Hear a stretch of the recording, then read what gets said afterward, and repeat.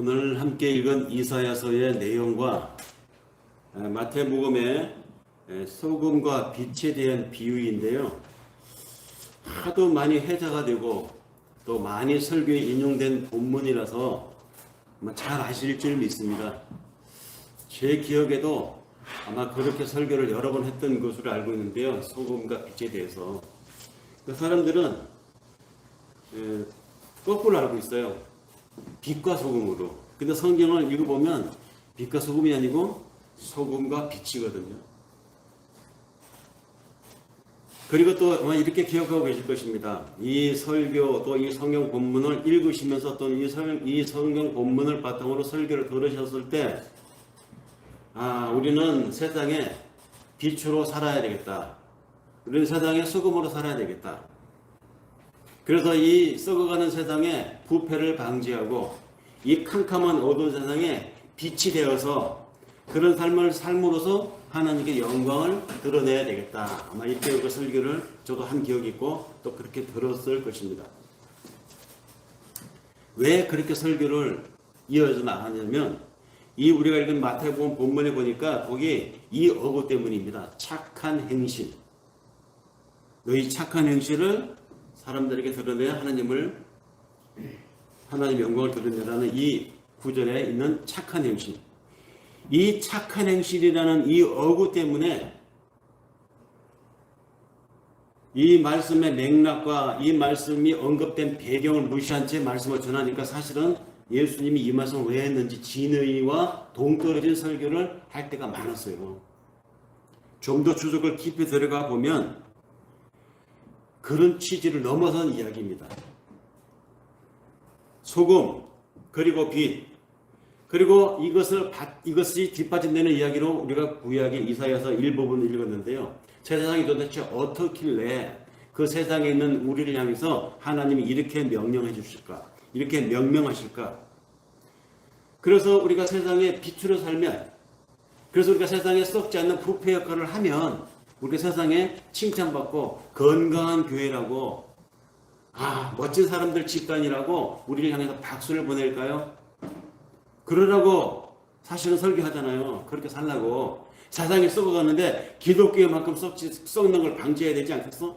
이 세상이 어도 캄캄하고 죄로 너무 암울한데 기독교인만이라도 거기에 빛을 반짝반짝 비춰서 빛난 존재가 되어야 되지 않겠어? 그래서 하나님의 영광을 드러낸다. 뭐지? 기독교인들의 삶을 보고 하나님의 영광, 부패에 가담하지 않는 자들이구나, 어둠에 가담하지 않는 자들이구나, 이렇게 우리 기독교인들을, 교회 다니는 사람들을 우러러보고 존경하고. 하긴 그래서 그런 말도 있죠. 종교는 최후의 보루다. 사회의 망조, 사회가 망해가는 그 공동체에서 종교 집단은, 교회 집단은, 신앙 집단은 최후의 보루다라는 말을 하는지도 모르겠습니다.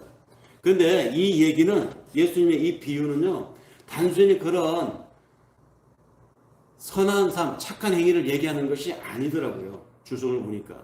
무슨 얘기냐? 예수님이 말씀하셨잖아요. 우리가 세상의 빛과 소금으로 살면 세상이 우리를 향해 박수를 치는 것이 아니라 오히려 세상이 우리를 미워한다고 했어요. 볼까요? 요한복음 15장 18절 19절에 보니까 예수님이 말씀했습니다. 세상이 너희를 미워하면 너희보다 먼저 나를 미워한 줄로 알라.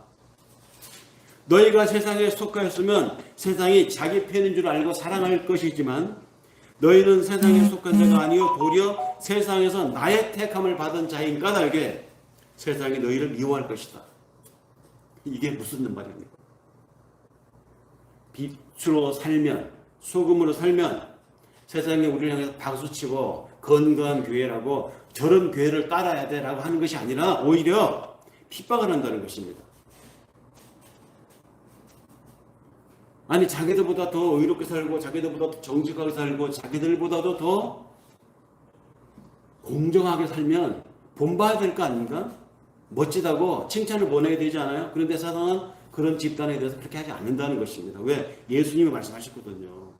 너희가 그렇게 사는데, 빛으로 소금으로 사는데, 그런데도 세상이 너희를 미워하는 까닭은 너희가 세상 편이 아니고 내 편이기 때문이다. 그렇다면 예수님은 세상에서 칭찬을 받았을까요? 칭찬받지 않았잖아요. 오히려 죽었잖아요. 세상으로부터. 그러면 성경이 말하는 착한 행실이란 뭘까요? 성경에서 요구하는 우리들만 할 수 있는 착한 행실, 교회를 다니는 사람만 나타낼 수 있는 착한 행실, 믿음의 사람들만 보여줄 수 있는 그 착한 행실이 구체적으로 무엇일까요? 그래서 여기 쓰인 이 착한 행실이라는 말의 그 착한이라는 말을 찾아봤습니다. 보니까 원어 성경을 보니까 거기에 쓰인 형용사 착한 행실, 행실 앞에 착한이라는 말 찾아보니까 원어로 칼로스라고 하는 헬라어더라고요. 칼로스. 이 칼로스라는 말이 어떨 때 쓰였냐라고 원어 헬라어 사전을 찾아보니까 넓고 깊게 행하는 선을 얘기하더라고요. 넓고 깊게 행하는 선, 이런 것을 가리킬 때 칼로스라는 단어를 썼더라고요. 실제로 이 단어가 적용되어서 사용된 성경 본문을 찾아보니까 요한복음 10장 11절에 나옵니다. 나는 선한 목자라, 선한 목자는 양들을 위하여 목숨을 버리느니라, 이렇게 말하는 어구가 있는데요. 여기에 나는 선한 목자라고 하는 그 선한이라는 말이 칼로스입니다. 그리고 선한 목자는 하고 언급되는 뒤에 말에도 그 선한에 칼로스가 쓰였어요. 그러니까 선한이라는 이 말, 착한이라는 이 말, 칼로스라는 이 말은 세상 사람들 생각하는 기준의 윤리적인 착함, 도덕적인 착함하고 다른 거예요. 예수님이 쓰신 용어, 그러니까 그 예수를 따르는 우리 성도들, 예수의 착한 행실에서 기인하여 우리에게만 나올 수 있는, 그 예수를 따르는 우리에게서만 나올 수 있는 착한 행실은 적어도 세상이 생각하는 박수 보낼 만한, 존경할 만한 그런 착한 행실하고는 다른 것이라는 얘기죠. 그럼 어떤 착한 행실이냐? 예수가 세상에 와서 살다가 간 짧은 인생 동안에, 그 공생애 동안에 보여주었던 예수의 삶이 착한 행실이었다면 그 예수의 길을 따르는 우리의 삶도 바로 예수를 따르는 삶이 착한 행실이라는 것입니다. 다른 말로 말해서 믿음의 삶을 가리켜서 착한 행실이라는 얘기예요.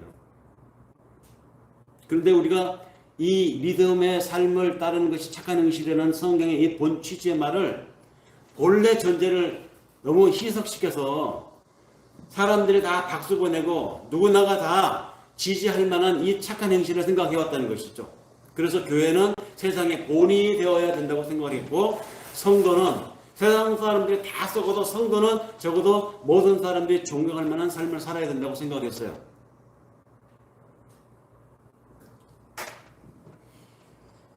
예수가 지상에서 사실 때, 이 땅에 사실 때 그가 살아온 행실이 뭐였느냐, 그가 그의 행실을 가리켜서 착한 행실이라고 할 때 그것이 구체적으로 어떤 행실이었느냐, 세상에서 하나님께 순종하는 삶을 살았습니다. 그분은 세상에서 자신을 비워내는 삶을 살았습니다. 한마디로 말해서 자기를 부인하는 삶을 살았다는 것이죠. 자기를 부인하는 삶을 가리켜서 예수님의 삶을 착한 행실이었다.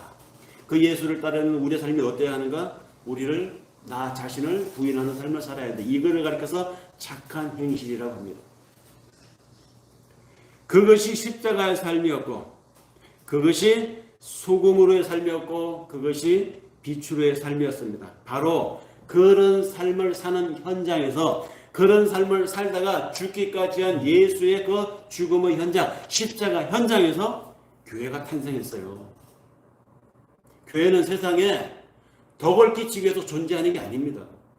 교회는 세상 사람들에게 지지받고 그들의 양심이라고는, 하나님 양심이라는 거울이 되어주기 위해서 교회가 있는 게 아니에요. 교회는 자기를 비우는 사람들이 모인 곳, 그 자기를 비우는 사람들이 어떤 사람들이냐? 자기를 비우는 삶을 살았던 예수를 따르는 사람들의 집단이 교회입니다. 그렇게 사는 사람 한 사람 한 사람이 교회고, 그런 사람들이 모여서 예배를 드리는 것을 우리가 교회 예배당이라고 하죠. 거기에서 교회가 탄생했다는 것. 그렇게 자기를 부인하고 하나님 앞에 순종하는 사람으로 지어져가는 신앙의 삶을 살면서, 그런 신앙의 삶을 통해서 하나님이 세상에 새 역사를 또 창조하십니다. 하나님의 새로운 역사를 창조하는 그 창조 현장에 우리가 이런 삶으로 동참하는 거예요. 하나님이 내 인생을 들어서 여러분 한 사람 한 사람의 시간과 자원을 들여서 하나님이 지금도 당신의 창조를 만들어 가신다는 것이죠. 그 창조가 뭐냐? 나를 하나님이 빛으로 쓰신다는 것. 하나님이 나를 소금으로 쓰신다는 것. 그 예수의 착한 행실이 우리에게 그대로 재현되어야 하니 그렇게 예수의 삶이 내 생활 속에서 재현되는 그 현장이 하나님의 영광이 나타나는 장소입니다. 성경은 우리에게 빛이 되어라라고 말하지 않습니다. 성경 어디 읽어봐도 우리에게 소금이 되어라라고 말하지 않았어요. 너희는 세상의 소금이다. 너희는 세상의 빛이다라고 이미 빛이고 소금이라고 말하지, 자 점점점 예수 믿어서 갈수록 성숙해져서 소금이 되어라? 아니에요. 믿음의 성숙해져서 빛이 되어라? 아닙니다. 내가 예수를 믿고 하나님 앞에 내가 자녀 되었음을 믿습니다. 확신하는 순간 우리는 이미 빛이고 소금이에요. 그 빛과 소금의 삶은 당연히 세상에서 어떤 역할을 하게 되어 있습니다. 내가 되어야 되겠다가 아니라 저절로 그렇게 하나님이 되도록 끌어간다고요. 이미 빛이고 이미 소금이기 때문에 하나님의 그 빛으로 소금으로 살도록 하나님이 인도해 가십니다. 이것이 우리 속에서 역사하시는 하나님 성령이잖아요. 그것이 착한 행실입니다. 그리고 그 착한 행실에 의한 세상에 하나님의 영광이 나타나는 현장이 된다 이야기입니다. 그러면 하나님이 그렇게 우리 안에서 일하시는 성령으로서 당신의 새 창조를 이뤄가시는데, 그렇다면 소금과 빛의 구체적인 양상이 어떻게 나타나는가? 먼저 소금부터 살펴볼까요? 소금을 정확하게 살펴보면 그 소금이 바로 빛이라는 것을 알 수 있기 때문에 빛에 대해서 따로 설명할 필요가 없어요. 소금으로 빛으로 우리가 하나니까. 역대하서 13장 5절에 보면 이런 말씀이 있습니다. 이스라엘 하나님 여호와께서 소금 언약으로 이스라엘 나라를 영원히 다윗과 그 자손에게 주신 것을 너희가 알지 못하느냐, 이런 말씀이 있어요. 하나님께서 언약을 말씀하시는데 언약 앞에 소금이라는 말을 붙였습니다. 소금 언약. 왜 소금이라는 말을 이 당시에 썼을까요? 성서를 기록한 기자가 하나님의 언약은 변치 않는 것이다. 불변하는 것이다. 그리고 귀하고도 귀한 것이다. 근데 그 귀한 언약을 언급하는 앞에 수식어가 소금이에요. 여러분 옛날에는 소금이 굉장히 귀했습니다. 왜? 소금자에 금이 금자예요. 금자. 셀트. 영어로 셀트라고 하지 않습니까? 근데 이 셀트라는 말이 셀러리라는 말과 같은 말이에요. 어원을 따져 올라가 보면 옛날에 고위 관료에게 월급을 줬는데 월급을 뭘로 줬느냐? 소금으로 줬어요. 그만큼 금보다도 더 비싸다고 합니다. 옛날에는.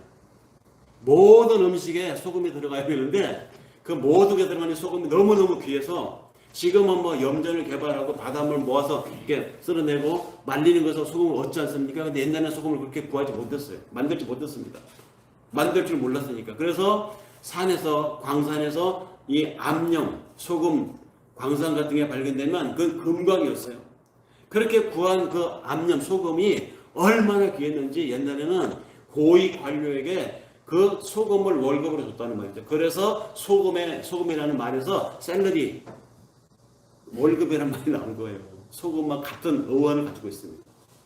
그만큼 귀하고 변치 않는 것, 그것이 뭐냐? 하나님의 언약인데 그 하나님의 언약은 뭐와 같으냐? 소금과 같은 것이다 해서 소금 언약이라는 말을 썼습니다. 하나님의 백성은 그렇게 소금 언약으로 그 신분이 확정된 존재들이기 때문에 세상의 일반 사람들하고는 구별시키는 의미로 소금 언약의 백성이라고 말합니다. 그런데 그 모든 언약의 뿌리, 즉 그 언약이 귀하고 귀한 것이고 변치 않는 것인데 그 언약의 뿌리가 뭐냐? 그 언약의 핵심이 뭐냐? 하나님이 이와 같이 소금을 빗대어서 말씀하실 만큼 변치 않는 당신의 언약을 얘기하는데 그 언약의 핵심이 뭐냐? 하나님 사이에 언약이 있었다는 것이죠. 약속이 있었다는 것입니다. 계획이 있었다는 것이죠. 그게 뭐냐? 어차피 곁길로 갈 저 인생들 중에 하나님 당신의 백성들이 있다는 것이죠. 그 백성들을 위해서 우리가 어떻게 할 것이냐? 구하자. 구원하자. 바로 피의 언약이 있었다는 것이죠. 그럼 피의 언약을 누가 감당할 것이냐? 성자 그리스도가 감당하기로 하나님 사이에 성령 하나님, 성부 하나님, 성자 하나님 사이의 역할이 이미 이렇게 언약으로 되어 있었다는 거예요. 이 언약은, 이 피의 언약은, 이 구원하기로 한 이 대속의 언약은 절대 변치 않는다. 그래서 소금 언약이라고 말한 것이죠. 이 취지를 정확하게 이해했던 신약의 기자, 히브리서 기자는 그의 글에서 이렇게 말합니다. 히브리서 9장 13절 14절에 염소와 항소의 피와 및 암송아지의 죄로 부정한 자에게 뿌려서 그 육체를 정결하게 하여 거룩하게 하거든. 하물며 영원하신 성령으로 말미암아 흠없는 자기를 하나님께 드린 그리스도의 피가 어찌 너희 양심으로 죽은 행실에서 깨끗하게 하고 살아계신 하나님을 섬기지 못하게 하겠느냐. 이를 인하여 그의 새 언약의 증보를 주셨으니 이는 첫 언약 때에 범한 죄를 속하려고 주구사 부르심을 입은 자로 하여금 영원한 기업의 약속을 얻게 하려 하심이니라. 이 유언은 유언한 자가 죽어야 되나니 유언은 그 사람이 죽은 후에야 견고한즉 유언한 자가 살았을 때는 언제든지 효력이 없느니라. 히브리서 기자가 지금 뭘 얘기하고 있습니까? 하나님이 약속한 대로 왔어요. 소금 언약으로 왔습니다. 근데 그 소금 언약은 언약을 한 사람이 죽어야 효력이 있다는 얘기입니다. 그럼 누가 죽어야 된다는 얘기죠? 오신 하나님이 죽어야 한다는 것이죠. 오신 하나님. 인간의 몸으로 오신 하나님. 그리스도. 그리스도로 오신 그 예수가 죽어야 그 유언이 효력이 있다는 것입니다. 왜 예수가 죽어야죠? 그것은 창세전에 하나님들 간에 약속이 있었기 때문에. 창세전 하나님의 사이에 언약이 있었기 때문에 그 언약은 언약의 당사자인 하나님 한 분이 죽어야 효력이 발생하는 언약이었기 때문이었습니다. 성자 예수의 피로서 죽어야 할 자를 구해내는 피의 언약, 바로 그것을 가리켜서 성경은 소금 언약이라고 곳곳에서 이야기하고 있습니다. 변치 않는 언약, 퇴색되지 않는 언약.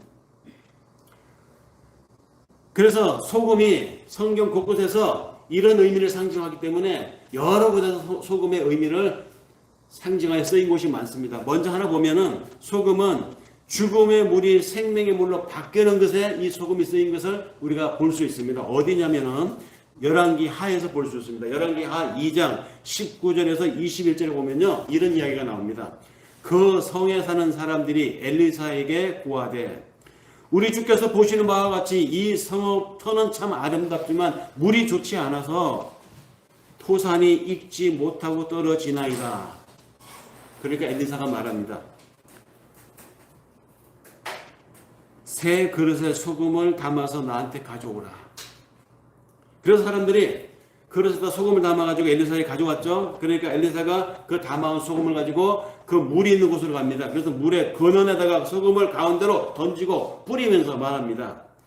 여호와의 말씀이 내가 이 물을 고쳤으니 이 물이 다시는 죽음이나 토산이 익지 못하고 떨어지는 일이 없게 할 것이니라. 이렇게 말하면서 소금을 그 물에 던져죠.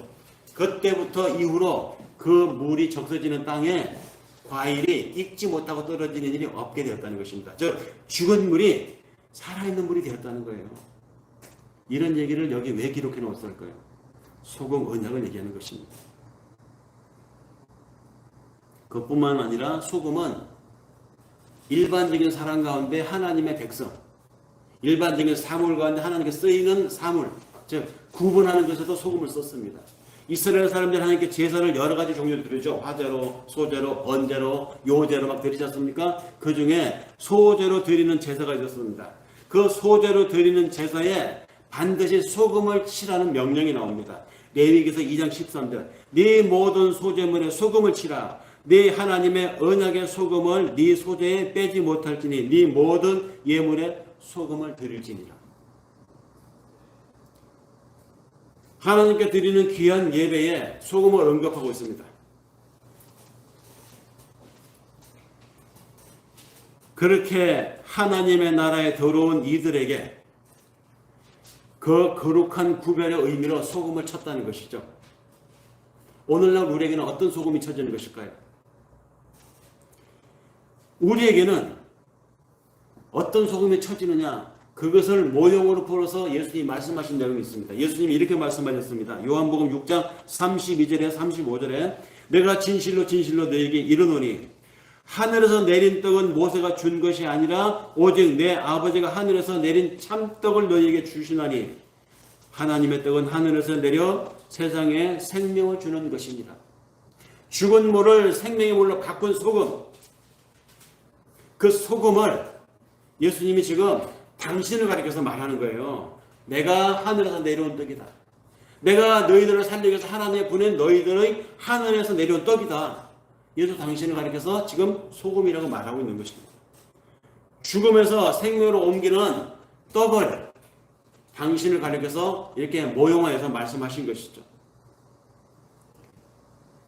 레위기에서 아론과 그 후손들에게 주어졌던 구별된 소금이라고 하는 그 이스라엘에게 생명의 떡, 그것을 하늘의 떡으로 내려온 예수 당신으로 지칭하여 말씀하신 예수님, 그 떡을 먹은 사람은 죽은 자에서 산 자로 회복되고 부정했던 삶에서 이제 하나님의 가호를 받는 성결한 떡으로 바뀐다는 것, 이것이 예수님이 이 땅에 오셔서 선포한 메시지였습니다. 복음이었습니다. 그 소금, 그 예수의 비워지는 삶, 그 예수의 고난받는 삶, 다시 말해서 그 십자가의 삶이 무엇을 창조했습니까? 이 땅에 교회를 창조했습니다. 새로운 하나님의 역사, 새로운 인류를 창조하였습니다. 그것이 하나님 나라 삶의 원리이고 바로 그것이 이 세상에 살고 있는 하나님의 백성들의 착한 행실이라는 것이죠. 그러니까 착한 행실은 도덕적으로 온당한 삶을 사는 것이 아니라, 착한 행실은 윤리적으로 빈틈없이 사는 것이 아니라 예수 그리스도를 따르는 삶을 가리켜서 착한 행실이라고 하는 거예요. 착한 행실, 예수 그리스도를 따르는 삶은 당연히 윤리적이고 도덕적인 삶을 포함하고 있죠. 예수 안 믿고 윤리적으로 도덕적으로 온당한 삶을 사는 거 꽝이에요. 성경하고 아무 상관이 없는 삶입니다. 그런 건 하나님과 상관없는 삶이에요. 그래서 예수를 믿고 예수가 메시아임을 고백한 오른편 강도 이야기, 그 사람의 인생이 어떻겠습니까? 강도였잖아요. 강도로 죽잖아요. 그 사람 삶이 엉망이었어요. 윤리적으로 도덕적으로 뭐 하나 본받을 게 없는 삶 아니었겠습니까? 그런데 예수님이 그가 오른편에서 주여 당신의 나라에 임하거든 나를 기억이나 하여 주시옵소서. 윤리적으로 빵점, 도덕적으로 본받을 게 없는 삶을 살았던 그런 사람이 하나님과 연계된 인생의 적나라함을 발견했을 때, 자신을 인식했을 때 하나님의 나라에 있게 되는 거예요. 이게 바로 착한 행실입니다. 이게 믿음이라고 하는 것. 그런데 그 소금이 하나님을 믿는 사람, 믿음의 삶을 사는 사람들에게는 은혜가 되고 확인이 되고 변치 않는 하나님의 우리를 향한 약속이 되지만, 그 똑같은 소금이 하나님의 사랑에서 제외되어 있는 사람, 하나님의 선택에서 벗어나 있는 사람, 하나님을 믿지 않고 하나님 필요하지도 않다고 살아가는 사람들에게 뿌려지면 어떻게 되겠습니까? 그 소금이 뿌려지는 그 사람의 그 삶이 지옥이에요. 지옥이 달리 지옥이 아닙니다. 하나님 없이 살아가는 삶이 지옥이에요. 물론 나중에 우리가 죽고 가는 곳이 지옥이 있겠죠. 성경에서 언급이 됐으니까 지옥이 있을 것입니다. 근데 사실은 지옥은 우리가 이렇게 말할 수도 있어요. 천국이 죽어서 가는 곳만 천국입니까? 이 땅에서 할렐루야 하나님 나와 함께 하시니 내 지금의 삶에서도 하나님 감사합니다. 만족합니다. 행복할 수 있다면 여기를 천국이라고 하잖아요. 내 삶을. 마찬가지로 하나님 없이 살아가면서 누가 내 것을 뺏어가지 않을까? 저놈이 나한테 해코지를 하지 않을까? 관계를 사람이 무서워서 하지 못하고 사람을 피하고 사람과 관계하면서도 자기 계산해가면서 언제든지 수틀리면 내가 저 사람을 돌아서고 버리리라. 이런 마음 먹고 사람을 경계하고 살아가는 그 인생, 그 삶의 지옥 아닙니까? 소금을 친다는 건 그런 것입니다. 그래서 예수님이 마가복음에서 현실의 지옥을 사는 사람들에게 무슨 경고를 합니다. 마가복음 9장 43절에서 50절에 이렇게 말씀하셨어요. 만일 네 손이 너를 범죄하거든 그 손을 찍어버려라. 불구자로 영생에 들어가는 것이 두 손을 가지고 지옥에 꺼지지 않는 불에 들어가는 것보다 나음이라. 만일 네 발이 너로 범죄하거든 네 발을 찍어버려라. 쩔뚝발이로 영생에 들어가는 것이 두 발을 가지고 지옥에 던져지는 것보다 낫지 않겠느냐. 만일 네 눈이 너를 범죄하거든 네 눈을 뽑아버려라. 한 눈으로 하나님의 나라에 들어가는 것이 두 눈을 가지고 지옥에 던져지는 것보다 나으니라. 도대체 거기가 어디길래요? 그런 삶의 현장이 어떤 곳이길래? 말합니다. 이어서 거기는 구더기도 죽지 않고 불도 꺼지지 아니하느니라. 사람마다 불러서 소금 치듯함을 받으리라. 치열한 경쟁의 삶을 살고 있는 현장을 말하는 것이죠. 서로 잡아먹을 때 살지 않습니까? 꺾지 않으면 내가 꺾이기 때문에 꺾으려고 살아가는 사람들의 삶의 현장이 사실은 지옥이에요. 경쟁에 가열이 됩니다. 여러분 거기다가 소금을 친다는 거예요. 소금을. 무시무시한 이야기입니다. 그러면서 끝에 이런 말을 합니다. 소금은 좋은 것이로되 만일 소금이 그 맛을 잃으면 무엇으로 이것을 짜게 하리요. 너희 속에 소금을 두고 서로 화목하라. 그러니까 소금이 좋은 의미에서 하나님 안에서 사는 사람들에게는 더없이 좋은 것이지만 그러나 만약에 소금이 그 기능을 제대로 하지 못하면 세상에 버려져서 사람들에게 밝힌다는 이야기를 우리가 본문을 읽었습니다. 왜 지옥 이야기를 하는 데에 이 소금 이야기가 나올까요?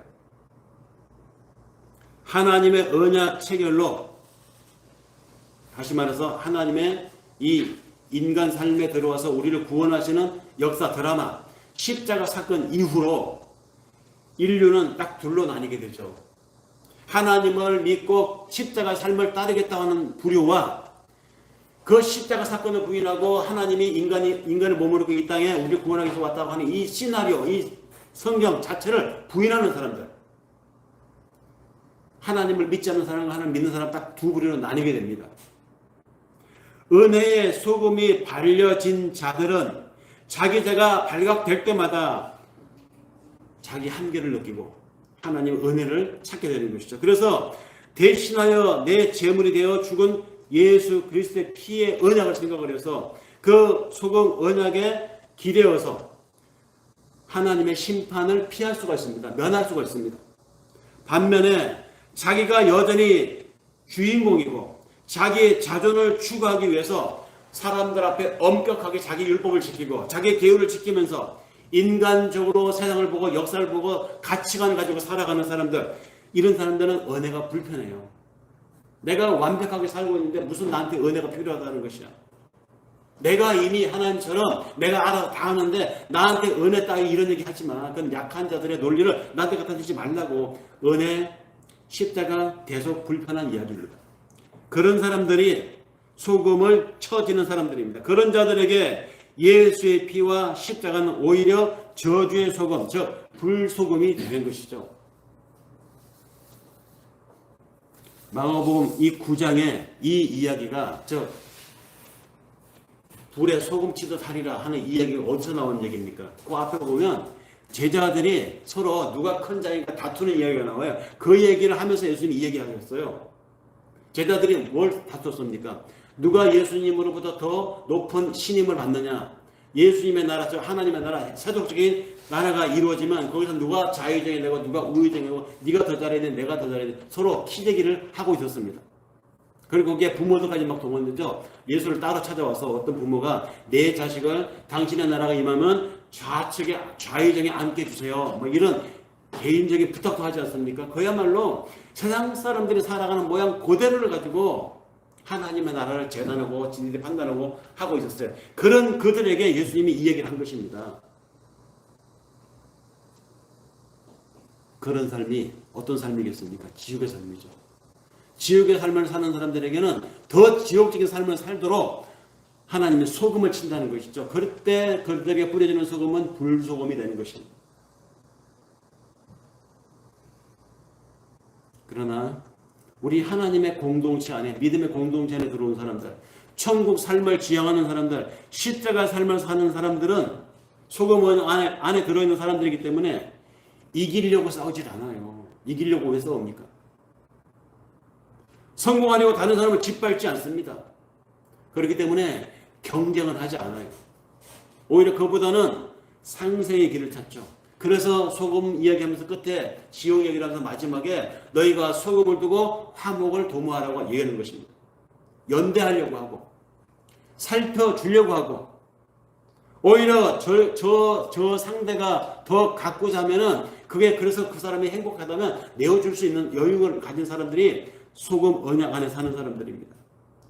성공하고 경쟁하고 싸우려고 하기보다는 화목하려고 하고 연대하려고 하고 살피려고 하는 삶을 추구하는 사람, 바로 이것이 소금 언약 안에 살아가는 사람들의 삶입니다. 그래서 불소금 이야기가 화목으로 끝나는 거예요. 마가복음에서 하나님의 은혜가 개입하면 내가 부인되고 진짜 소금은 예수가 드러나는 삶을 살게 되기 때문에 그러한 삶의 방향을 우리가 추구하게 됩니다. 이 비유, 다시 말해서 소금과 빛에 대한 이 예수님의 비유가 전체적인 맥락에서 어디서 나오는지 아세요? 마태복음 산상수훈에서 지금 나오는 얘기입니다. 산상수훈 얘기를 하시면서 예수님이 이 말씀을 하시는 거예요. 산상수훈의 얘기가 뭡니까?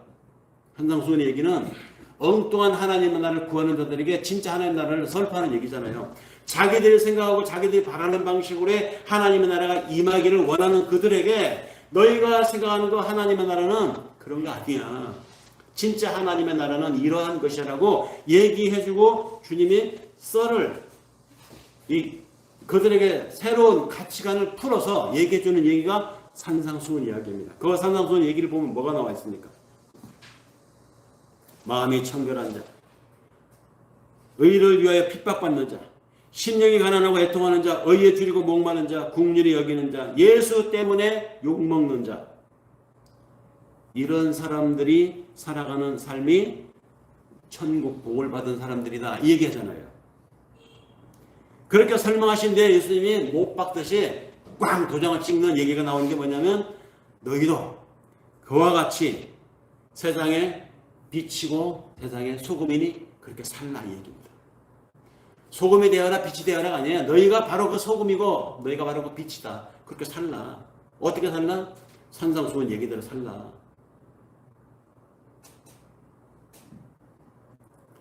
그러니 빛도 소금 언약의 실체인, 아까 소금 언약의 실체가 뭡니까? 예수 그리스도라고 하잖아요. 그러니까 빛이 예수 그리스도라고요. 요한은 그의 복음서 1장에 온통 이 빛에 대해서 얘기하고 있죠.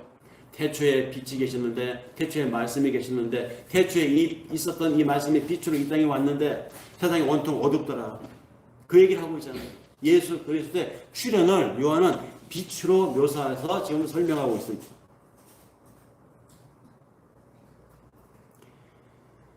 빛인 예수가 세상에 오니까 세상에 이 땅이 온통 어둡더라는 것입니다. 그런데 그 어둠 속에 살고 있는 사람들은 자신들이 어둠 속에 있다는 걸 몰랐어요. 빛이 오기 전에 몰랐어요.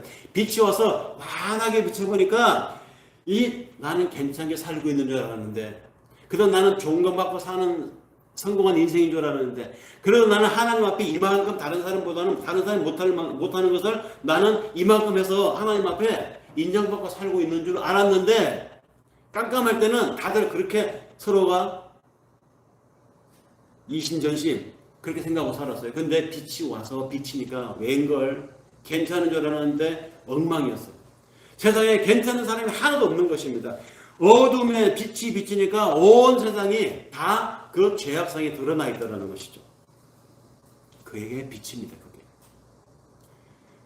빛인 예수가 세상에 오니 세상 전체가 어둠이었다고 하는 사실이 그대로 적나라하게 드러났습니다. 그래서 기록자 요한은 그 하늘빛이 이 땅에 내려온 이유를 명확하게 두 가지로 제시하여 얘기합니다. 하나가 뭐냐? 본다고 하는 자들, 스스로 빛이라고 자처하는 자들, 그거 솔직히 까놓고 얘기하니까 어둠이더라. 이거를 밝히기 위한 것이었다는 것이죠. 또 하나는 뭐냐? 나는 모자릅니다. 나는 매번 실패합니다. 나는 어둠일 수밖에 없습니다. 하고 자기 스스로를 어둠이라고 자처하고 자기 스스로를 어둠이라고 참여하는 자들 있죠. 모자르고 실패하라고. 나는 안 됩니다라고 했던 자들. 그런 자들을 그래 너 어둠이야. 근데 너는 네가 어둠이라는 것을 안 해. 지가 어둠이고 지가 흑암의 세력이라는 것을 아는 사람들에 대해서는 내가 빛으로 인도하리라. 이 두 가지. 내가 괜찮은 사람인 줄 알았는데 내가 하나님 앞에 온전하게 서 있는 사람인 줄 온전하게 서 있는 사람이다 라고 생각하는 사람들에게는 너 아니야. 너 아직도 너 그 마음 자체가 너는 어둠이야 라고 밝혀주기 위해서. 반면에 주여 나는 하나님을 위해서 얼굴도 들지 못하고 이 너무너무 하나님 앞에 형편없는 사람입니다. 이렇게 말하는 자신의 어두운 면을 하나님 앞에 감히 얼굴도 들지 못하고 기도하는 사람들이 있죠. 그런 사람들에게는 그래. 네가 너의 처지를 아니. 내가 너를 하나님의 자녀, 하나님의 광명으로 이끌리라. 이 두 가지를 제시하기 위해서 하나님의 빛으로 왔다는 거예요. 요한이 그 얘기를 하고 있습니다. 요한복음 9장 39절에서 41절에 정확하게 이렇게 얘기합니다. 내가 심판하러 이 세상에 왔으니 보지 못하는 자들을 보게 하고 보는 자들은 소경이 되게 하려 함이니라 하시니 바리새인 중에 예수와 함께 있던 사람들이 이 말씀을 듣고 말하기를 그러면 우리가 소경이란 말이냐. 그 말에 예수께서 말씀하십니다. 너희가 소경되었더라면 죄가 없으려니와 너희가 본다고 하니 너희 죄가 그저 있느니라. 정확하게 지금 얘기하고 있지 않습니까? 그 빛의 사람들이 바라보는 이 세상은 어떤 세상이었겠어요? 예수님이 와서 너는 이제 빛의 세상을 올 것이다. 너는 나를 따르라. 그 예수를 따르는 사람들이 그때 있었잖아요. 그 사람들이 바라보는 그 당시의 세상 어떤 세상이었느냐? 오늘날도 똑같고 예수님 오시기 전에도 하나님의 양심으로 살아가는 사람들이 바라보는 세상은 똑같았어요.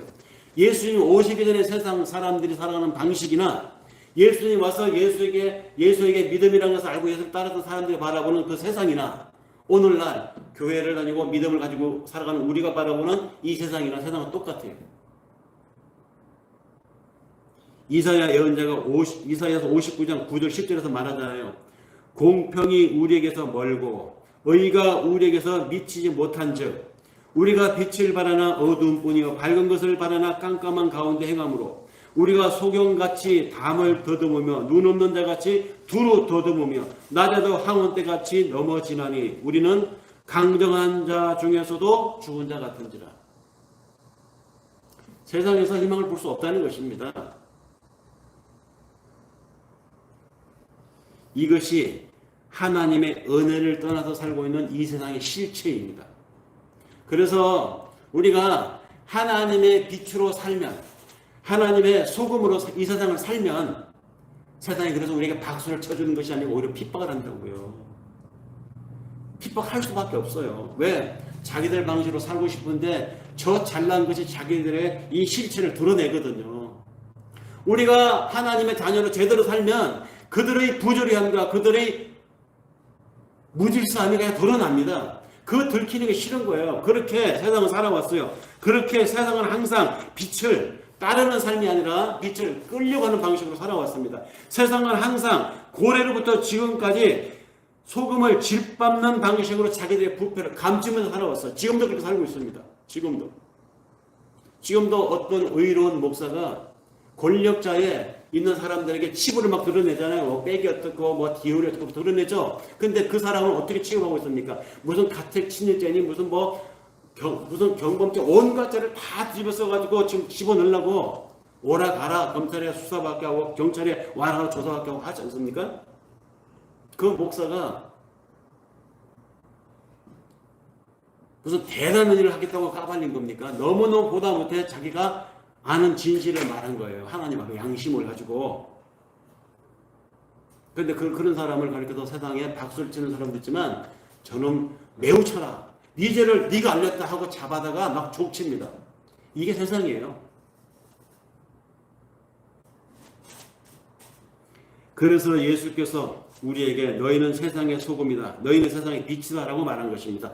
빛이 되어라가 아닙니다. 소금이 되어라가 아닙니다. 너희는 이미 그 자체 하나님을 믿는 하나님 자녀라고 하는 그 사실 자체가 소금이고 빛이다. 그렇게 하나님의 소금으로 하나님의 빛으로 이 세상을 사는 우리가 이 하늘나라에 올라가서는 빛나는 영광이 되겠지만 이 어두운 세상에 살고 있는 우리 처지에서 이 어두운 세상에서는 우리가 뭐가 되겠습니까? 이 세상에 들어오면 밝힐 수밖에 없고 꺼짐을 당할 수밖에 없다는 것이죠. 그럼에도 꺼짐을 당할지언정 밝힐지언정 예수처럼 살아야 한다는 것이죠.